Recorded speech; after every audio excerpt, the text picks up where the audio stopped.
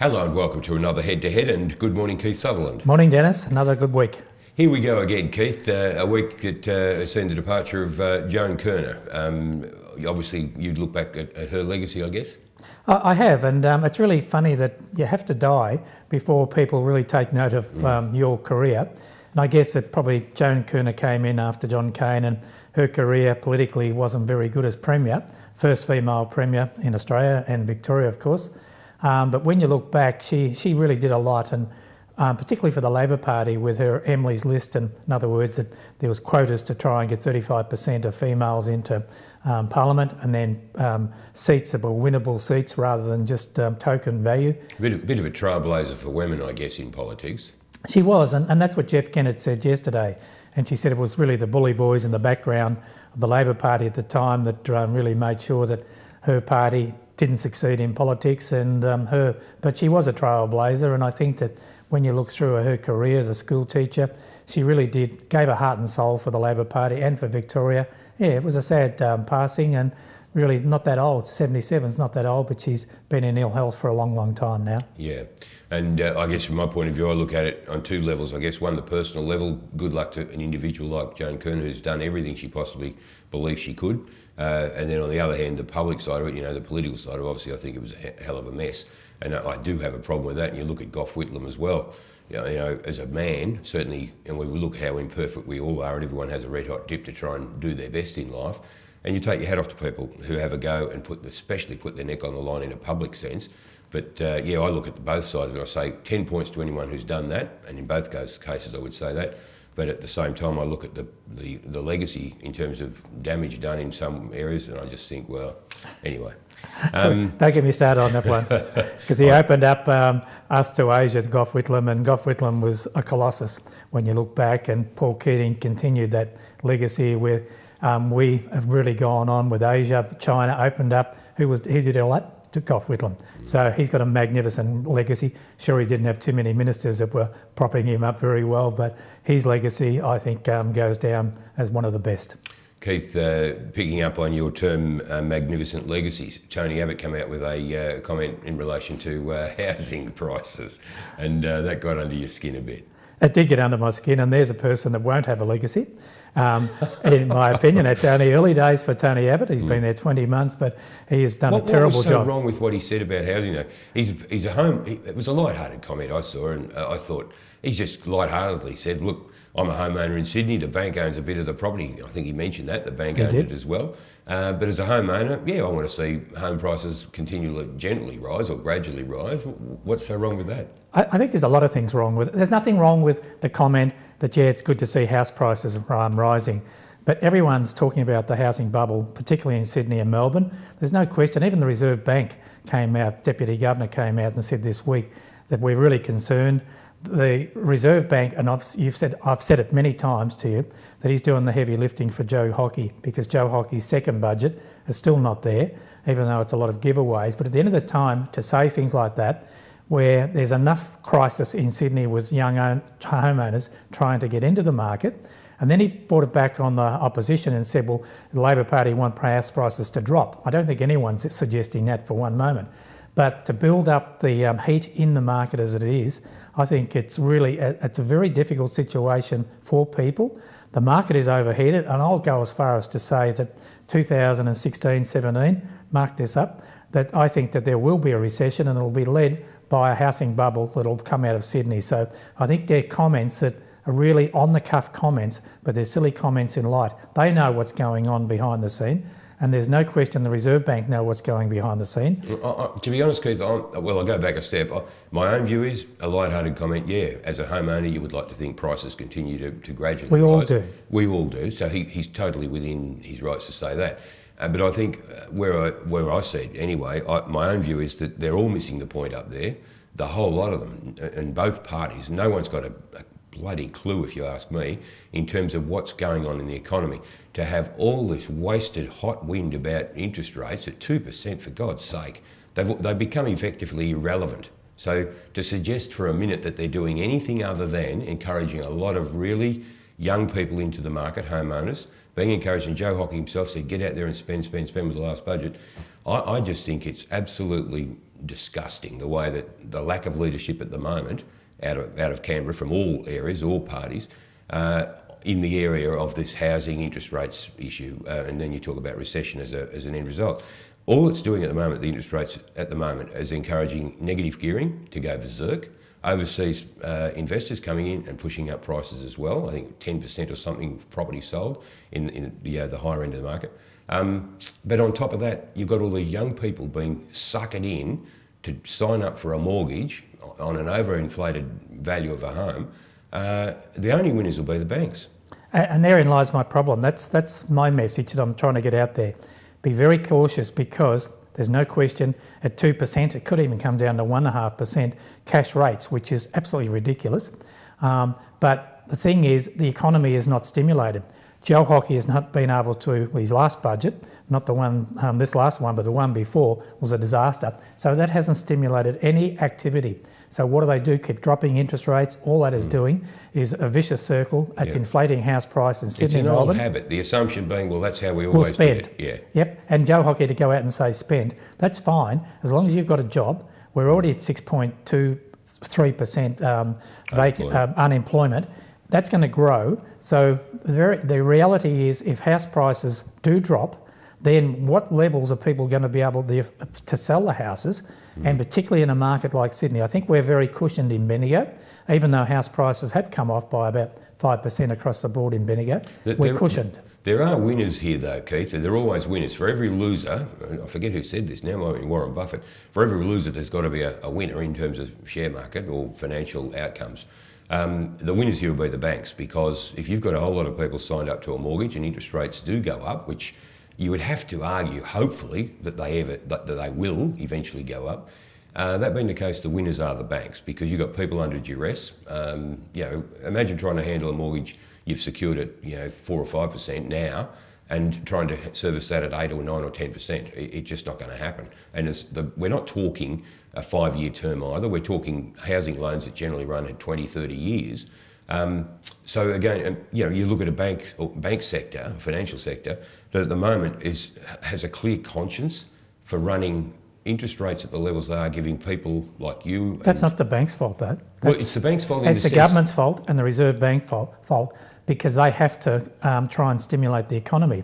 Inflation's under control, so that's really what the Reserve Bank... The point I'm making though, Keith, is, my point is this, that the same financial sector that encouraging people to sign up at record low interest rates to 30-year loans at really low rates, no guarantee they're going to be at that in 10, 20, 15 years' time, those same banks are happy to pay me and you 4% if you're lucky for your investment. Try 3% if you're lucky. 3% if you're lucky then. So they're happy to pay you 3% to use your money to pass it on to the housing loan.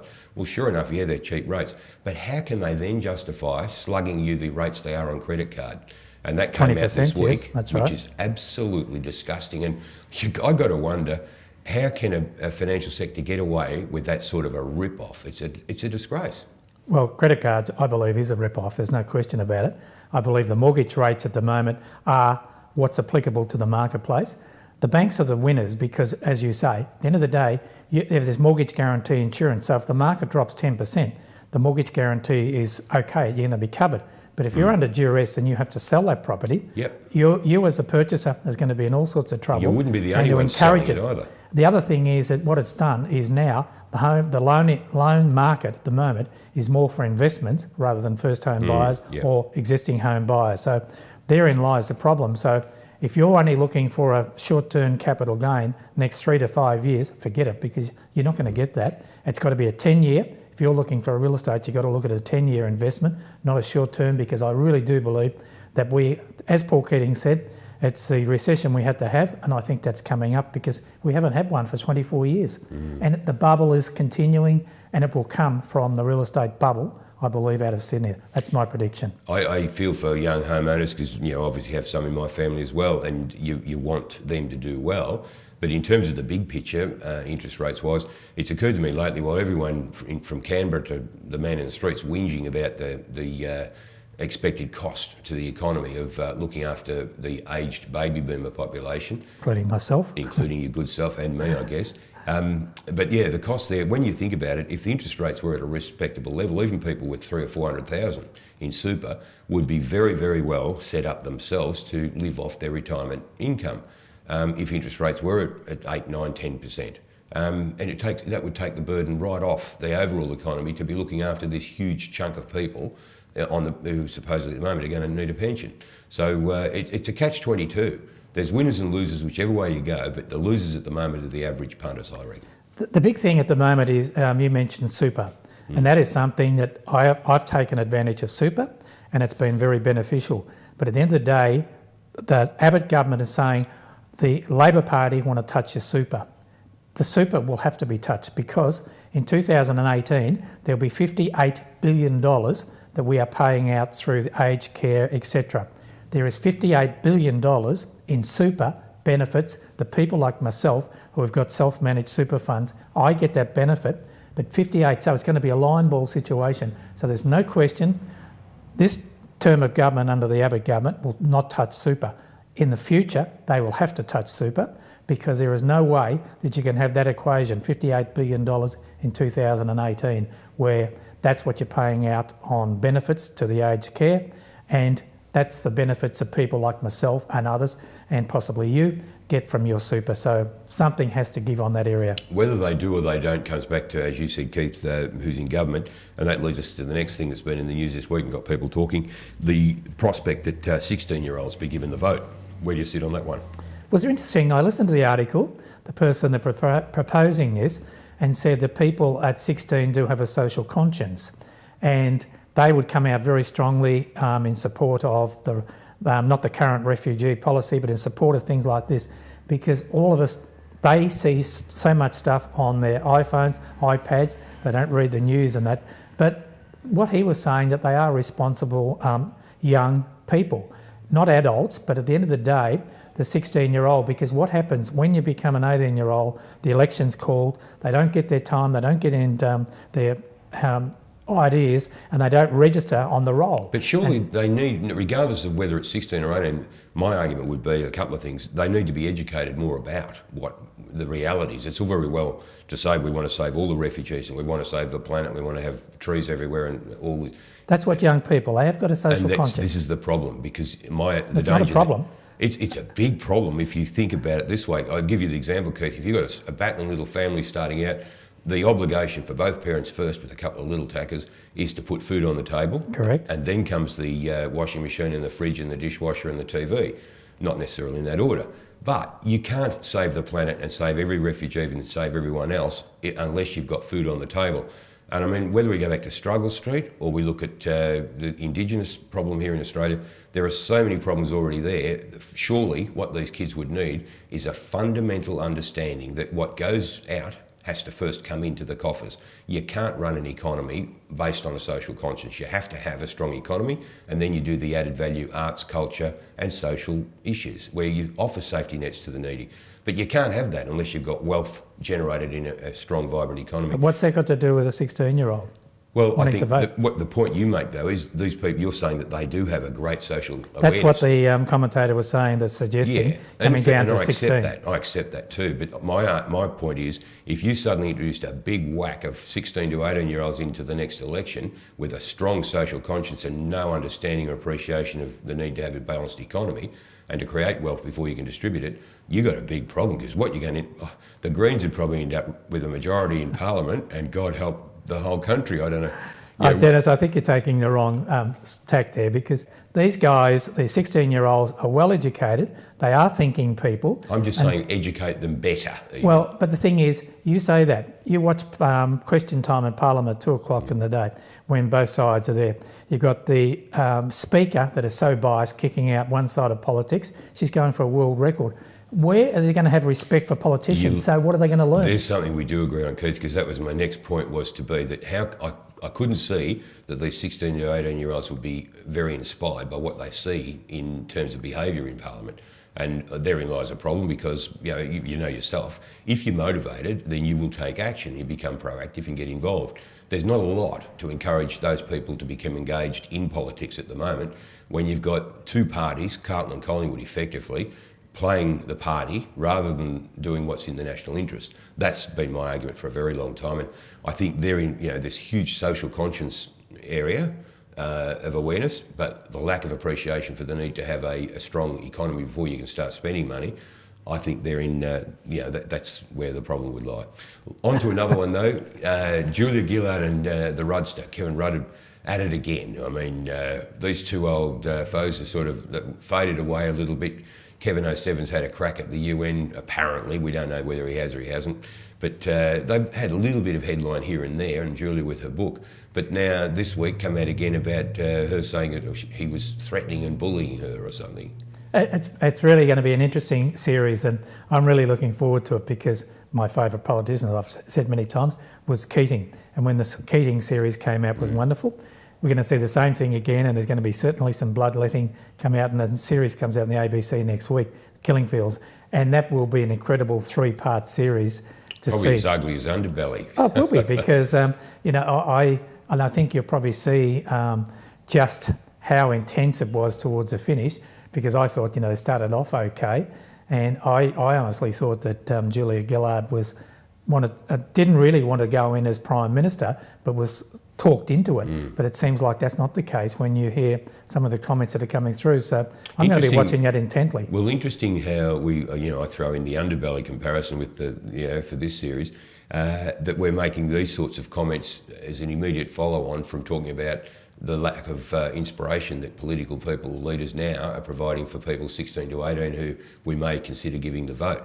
So it's a circle that runs full circle that way, I guess. Well, it does, and I just think it's exciting stuff, and it must be wonderful for the Abbott government to sit back and watch all these machinations, but they can't say too much because they had 3 leaders in 3 years as well, so they've got to be very careful that they don't throw too much mug. Some would argue, I guess, that with that much talent on those in those days opposition benches, they needed to showcase. I'm only stirring. Well, there wasn't too much talent that came through with Tony Abbott, I've got to say.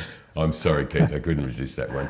Anything else catch your eye around town this week? I've got people talking. I mean, everyone's still talking about the Alhambra, and I think Ned comes to a close this weekend. No, Ned came to a close last weekend, and I've got to say that because everyone spoke to me, have you been to see it? So I made sure I went to the matinee on Saturday afternoon. Yeah. What did you think? And I loved it, absolutely loved it. And I just think the producers, being some local Bendigo people, the talent, I just think it was a superb production. And full credit to everyone involved in Ned, the musical. I just think it showcased Bendigo talent, the theatre, and the fact that 5,000 people went there just proves a point that that theatre is just first class, world class.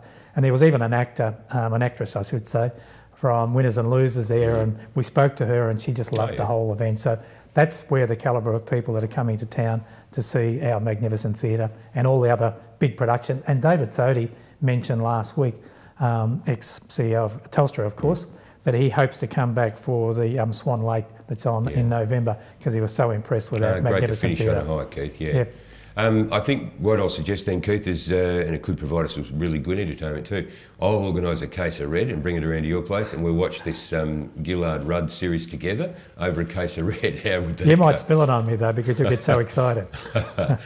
Good to catch up again, Keith, and thank you for joining us again this week. We look forward to another head-to-head next week. Thank you.